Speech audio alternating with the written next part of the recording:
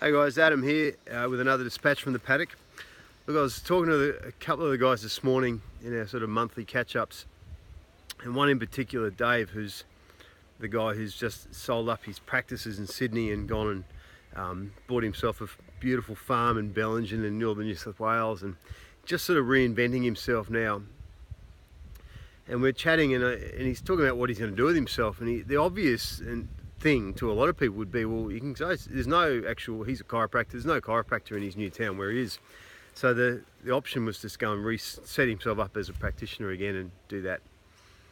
And I said, you know, how does that feel, mate? And he said, look, it just, much as he misses being hands-on and doing his thing, and he loves his craft, he loves the profession and so on, but he said, you know, that just means me going and building another $500,000 type business, and it's nothing wrong with that, but you know, it's lacking challenge, it's lacking its zest. There's no, he says, I'll be really bored with myself if I'll do that. So the challenge that he's now left with, and for a lot of us, and this, I'll put myself in this category too at the moment, is to, how do we reimagine ourselves into a new, bigger enterprise that really excites us?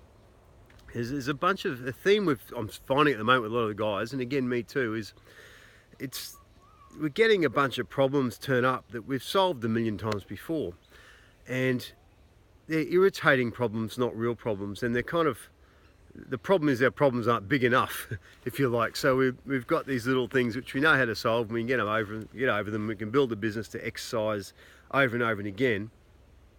But the real crackle in life, I reckon, comes in any way in business, comes out of stretching and growing and doing something different. And for a lot of us, that means growing bigger.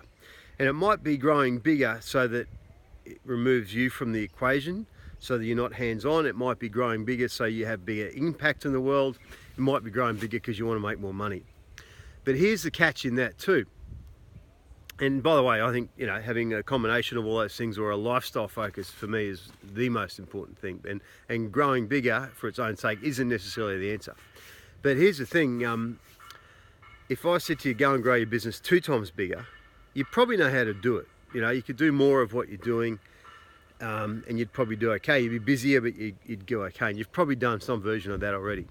If I said grow 3 times bigger, you'll probably come into a bunch of problems that you hadn't experienced before, based around your role changing and some of the strategy needing to change. Because technically, if you've got 3 shop fronts rather than 1, you can't be in all of them at once. Whereas if you had 2, you can sort of run between the 2. But growing to 3 rather than 2 can be a much bigger jump. But here's the thing, to get into the mindset of a 10 times thinking, in other words, if we asked you, how do you grow this into a national enterprise? How do you turn your thing into a national brand, or a really much bigger than you maybe had previously anticipated, or even international? What you are forced to do is think to a whole different level again, and you know, we think of ourselves, we have to think of ourselves in a new role. And in the process, quite often scare the shit out of ourselves in the process. So that's good, all right? Because what will happen is you can have this 10 times thinking. If you plan for 2 times and try to go to 3, it's going to be hard. If you plan around 10 times and think that way and train yourselves to be in that role, growing 3 times as a sort of a sideline repercussion of that is no big deal. So, and you get the juice in this, which is, who do you need to become? Who do you grow into? How do you challenge yourself? How do you deal with the fear that comes up and the limitations that pop up as a result in your 10 times thinking? So that's why it may not be appropriate for everyone to go and grow a 10 times business. I sometimes would argue that it's inappropriate for some of us. We've got different priorities in life. But time to time, if you think as a 10 times entrepreneur, you'll have a different set of problems and answers, fears and reservations, a different level of growth required. And that's really, I think, where the crackle is, where the spark is, and where the fun is in life. So that's what we're going to do in March at the workshop coming up. We're going to run a couple of webinars prior to that for anyone to be involved with. So if you'd like to be involved in those, you're welcome to come along. We'll make those free. And you can hear some of the strategy behind what we do. So we're going to talk about the strategy on the webinar, because there's some working parts you need to be aware of in terms of doing that. and I'm going to have a guest presenter coming up for that purpose. And then as we go into the campfire mastermind, we'll be dealing with some of the fears and obstacles and sort of limitations, if you like, and the things that are working in terms of our mindset and who we're becoming and the team we need to build around ourselves. That's sort of the personal growth aspect. One of the guys asked me in advance of this workshop, he said, I'm curious about the voodoo you do. Because I was, because we kind of talk about mindset and all this stuff and shifting beliefs and all this kind of thing. And yeah, it's true, there's probably a bit of voodoo to it. Like, I'm a pretty practical bloke, and when something works, I tend to embrace it. But the truth of it is, the voodoo is just 1 or 2% of it. The real value, I think, in one of these workshops and getting around, whether it's this one or something else you guys do, but I think there's some real value in blokes getting around a campfire and actually the voodoo is daylight. It's putting light and clarity and daylight on a problem or an unspoken problem or fear we have running in ourselves.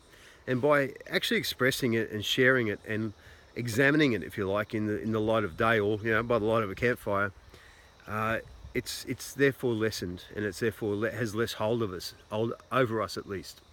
So that's really the voodoo, is actually exploring how we feel about stuff, where our minds are taking us, what our inner dialogue is, and giving ourselves at least a chance or a choice in how to deal with that. There's the voodoo. So if that sounds like you, if you want to come along, you need to be invited to this one. So you need to be in contact with myself or one of the guys in the group. But you are invited to the webinars in the lead up. But in the meantime, I hope there's something in that for all of us to think about and consider as you grow your business. Is it going to be 2 times? Is it going to be 3 times? Or will you think 10 times? Align your actions, thoughts, decisions. Be congruent with the 10 times thought process. And that's the path I'm on at the moment. Is thinking that way is far more interesting and exciting to me than just trying to go 2 or 3 times. Anyway, hope it's been fun and useful, and there'll be more from me soon. Cheers, guys.